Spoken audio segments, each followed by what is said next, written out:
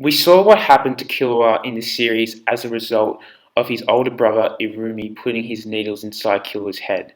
The needles controlled Killua's thoughts, which made him have feelings of fear and to flee from fighting as soon as he came across a stronger opponent in order to survive. But what would have happened in the series if Irumi never placed the needles inside Killua's head? Well, we'll find out right now. This video is for entertainment and educational purposes only. All rights reserved. Please support the Hunter x Hunter franchise. Hunter x Hunter is trademarked by Suisha, Madhouse Studios, and created by Yoshihiro Togashi. Hunter x Hunter is licensed in North America by Viz Media. This video also contains spoilers, so please stop watching if you haven't finished watching or reading Hunter x Hunter. We already know that Irumi's intentions was to place the needles inside Killua in order to prevent him from fighting a stronger opponent, and if he came across a stronger opponent, Killua would run in order to survive for another day. This was done because Killua was obviously an assassin and considered the strongest person to lead the family in the future when Silver died, so Irumi wanted to train him to survive for the family's sake. But when did Irumi actually place the needle inside Killua's head? Well, in episode 94 of Hunter x Hunter 2011 version, when Killua is fighting the Chimera Ant, Ramont, and pulls out the needle from his head, Killua says, and I quote, "Irumi planted this inside my head." Now, Killua is referring to the needles here in his hand. I have the picture in the screen. Now, it is unclear when Irumi planted the needles inside Killua's head between 2 points in the series. One being before the start of the series when Killua was training as an assassin, and two being during the final phase of the Hunter exams. I tend to lean towards the first option, since Killua was already instantly afraid and paralysed with fear as soon as he saw Irumi's face, from transforming from his needleman Gitaraku into his normal self when they were about to fight. It is highly likely that Irumi planted the needles in Killua's head somewhere in between the early days of Killua's assassin training when he was younger, that obviously being before the start of the series. Now, how would the series have changed if Irumi didn't place the needle inside Killua's head? Well, it's pretty clear that Killua would not have the tendency to be paralysed with fear as soon as he sees a stronger opponent, he's about to fight, of course. He wouldn't, as Irumi would say so greatly throughout the series, nigeru, which means to run. He would say that over and over again, which I loved when I did that, especially in episode 94 when Killua was fighting Ramont. And he would try to beat the stronger opponent, of course. That's the main difference. Now, first, we go back to the final phase of the Hunter examinations, the fight between Killua and Irumi. This final phase can finish in two ways based on Irumi's decision in the fight against Killua.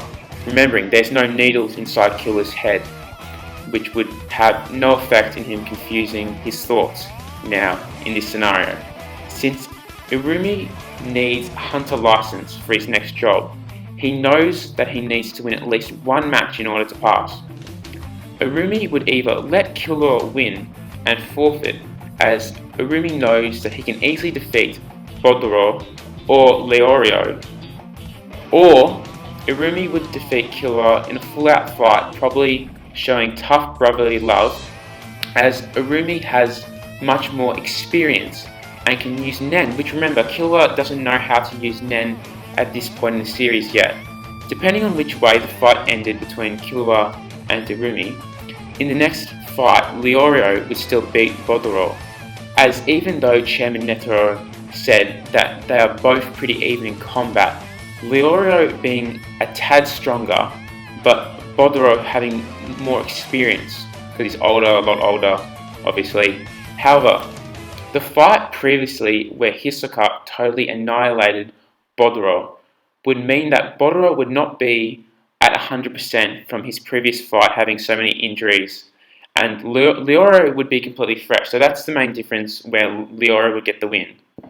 But this time, Killua would not kill Bodoro before the fight started, remember, as he would not be enraged by Rumi's thoughts, paralyzing him with fear and threatening his friendship with Gon by toying with Killua that he would kill Gon when he's recovering from his fight, after his fight against Hanzo, remember. Then depending which way the Killua-Irumi fight went, the result is still the same. Irumi would easily beat Bodoro, and the same goes here with Killua. Killua would easily beat Bodoro. Secondly, based on the fact that Killua would not have run home back to the Zoldyck mansion, as he would not be threatened with fear and to run away from Irumi, as remembering that in this what-if scenario, there are not needles inside Killua's head. So the arc where Gon, Kurapika, and Leorio went to the Zoldyck mansion to get Killua to come with them would not have occurred in this scenario. Gon would still recover from his broken arm against Hanzo though, and the conversation where Gon, Killua, Kurapika, and Leorio talking on the train after leaving the Zoldyck mansion about the Phantom Troop and the troop's arrival at York New City on the 1st of September would still occur, but likely just after the final phase of the Hunter exams concluding this time, as Leorio would still be inclined to ask Kurapika what Hisoka said to him during Hisoka and Kurapika's match, when Hisoka whispered in Kurapika's ear. And all four would still separate. They'd go their separate ways and meet at York New on the 1st of September. We all know that. Also in this scene, Gon mentions that there is still over half a year until they meet at York New. So therefore, the time between finishing the Hunter exams would be around the start of the year, probably, January. The Hunter exams are at the start of the year, and in the middle of the time frame before they all meet up at York New, the Heavens Arena fights would take place. Gon and Killua would compete there and train at Heavens Arena. Kurapika would go off to get a job relaying to the Phantom Troop, being that bodyguard, going to York New City for the auction from the 1st of September to the 10th of September, and start learning Nen, and Leorio would still start studying to become a doctor. Thirdly, the Heavens Arena arc would still take place the same, pretty much. Gon and Killua would compete and meet their eventual trainer, who would teach them all about Nen, Wing, and his apprentice Zushi. And after Gon and Killua would complete the first 190 floors easily, they would still get to the 200th floor, where they would encounter Hisoka. Hisoka would still obviously frighten Gon and Killua. In this scenario, even though Killua does not have the needle in him, he would still be shocked at least by Hisoka's aura from his Nen, because they both have never encountered a Nen aura that powerful before.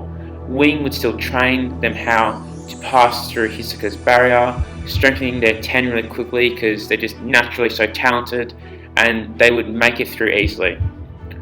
All other significant events would proceed as normal.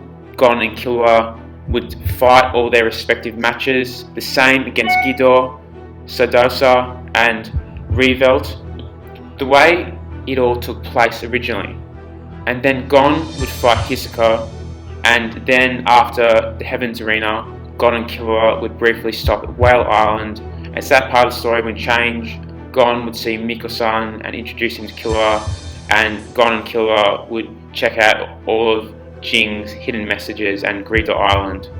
Now, the fourth main point, Killua having no needles in him, would not change any of the York New City arc, although it could be argued that Yoshihiro Togashi didn't really consider this plot point of Killua being afraid of stronger opponents and to flee due to the needle's influence until again in the Chimera Ant arc, where he focused so much on it. So there's a huge gap between the Hunter examination where it all began and a huge break in between until the Chimera Ant arc, because when both Gon and Killua are captured after trying to spy on the Phantom Troop, Killua is not frightened a lot at all really, like he is in the Chimera Ant arc, by some of the members, which they have significant stronger powers than Gon and Killua. And he's not frightened the same way like he was frightened when Irumi came and faced him in the Hunter exams. And a couple of examples come to mind when they're just in a room together with Nobunaga. You remember the samurai guy? They're tied up, and he shows them that his Nen aura, which is a lot more powerful than theirs is, and they're not really that frightened. The same goes to the leader Crawler, who's like the strongest character in Hunter x Hunter until the Chimera Ant leaders come into play, the Royal Guards and the King, before that comes. Now, with the Greedo Island arc, similar to the last arc, nothing really happens that affects Killua's state of mind when facing a stronger opponent, so it's all the same really. Gon beats Gensuru and meets up with Kaito after beating the game. And now the Chimera Ant arc. Everything stays the same until the fight of Kaito versus Nerofapito. This is where we truly start to see Togashi going back to his plot element of Killua fearing stronger opponents, Pito here, and fleeing with Gon to survive, being influenced by Rumi's voice in his head, due to the needle to Nigeru to run. I love that when it's said so many times. After this scene though, Togashi goes back to Killua and Irumi's encounter during the Hunter exams, the final phase, as Killua is remembering this in his head, that he just has to flee as soon as he sees a stronger opponent. But it's conflicting here with his desire to protect Gon, and you really see this in the fight against Ramut, the rabbit Chimera Ant, the officer. And he finally beats him, but struggles at first because he's struggling to get over the needle inside his head, but eventually beats Ramut because he takes the needle out. But in this scenario it's different. So remember, but with no needles in Killua's head in this scenario, how would the Kaito with Killua and Gon with him versus Nerofapito fight differ? Well, there are two main scenarios which seem realistic to me. The first one being, which is obviously more realistic to the overall story of Hunter x Hunter progression, would be that Killua listens to Kaito's message to flee once they've seen how much stronger Pito is compared to them. Remember, Pito is able to slice Kaito's arm off instantly, like a flash, and Killua, he's an intelligent young kid, teenager, whatever. He would have immediately recognized the power difference between Pito and Kaito, and Killua would already know there's a big power difference between Kaito and Killua and Gon together. So the gap is just ginormous overall. Now, to power scale it more, we would obviously have, and Killua would agree on this too when he's just thinking about it before he makes his action, we would put Kaito probably a bit below Hisoka, but pretty even overall, and then Crawler would be a bit stronger than Hisoka, based on all of Crawler's abilities, being able to take Nen abilities from other people, like taking Light Nostrado's ability to predict the future of an individual person. So in a one-on-one fight, I just think Crawler, with all his unique abilities, and in this scenario, just having not lost his Nen aura and all his abilities to use Nen, would still beat Hisoka, but it'd be a pretty even fight. But to scale Pito to Crawler, Pito is still extremely stronger than Crawler, just looking at it overall. And now considering that Kaito is a lot stronger at this stage than Killua and Gon, Killua would have listened to Kaito's orders to flee regardless of having no needles in his head, as Killua would respect Kaito's last wishes, realizing that he's sacrificing himself in order for Gon and Killua to flee, to live on. Now, Killua would have then knocked out Gon, who, remember, raged over Pito slicing Kaito's arm off, and then Killua would flee with Gon, who's unconscious. The second scenario is simple and could occur with Killua not having the needle inside his head, which in this case would not control his actions to stop him from fighting the stronger opponent Pito, and not listening to Kaito also, his instructions, to flee. Gon would still rage and fight with Kaito against Pito, and Killua would also help them try to defeat Pito, but based on the power difference, even 3 against 1, all 3 of them would not be able to beat Pito at their current level, and all 3 would die in the end.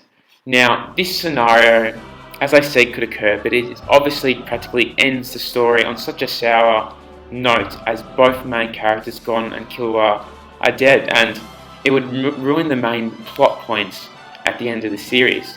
One being that Gon finally meeting his father, Jin, at the end of the series, which is the main plot of the story, with all these side arcs through the journey along the way that develop the characters and the overall story, which makes Hunter x Hunter such an amazing series. And two, which I loved in the 13th chairman election arc, being notwithstanding Killua helping Gon recover from his injuries against being completely obliterating Pitou in their fight, and waking up fully healed and fully conscious. For me, this scene was just so emotional to me, seeing how far Killua was willing to go to help Gon fully recover, and it shows how much Killua's characterization has developed throughout the series. How far he's willing to go, risk his life, just to make sure Gon's healthy again. Although both Gon and Killua could be reborn as Chimera Ants, again, this second scenario, although possible, without Killua having the needles in his head, it would obviously ruin the two main plot points that I said above that ended the story, the series, well, part one, you could say, but still kind of a cool twist to see that both Gon and Killua could have died alongside Kaito by Pitou in this what if scenario that Killua doesn't have the needles in his head anymore.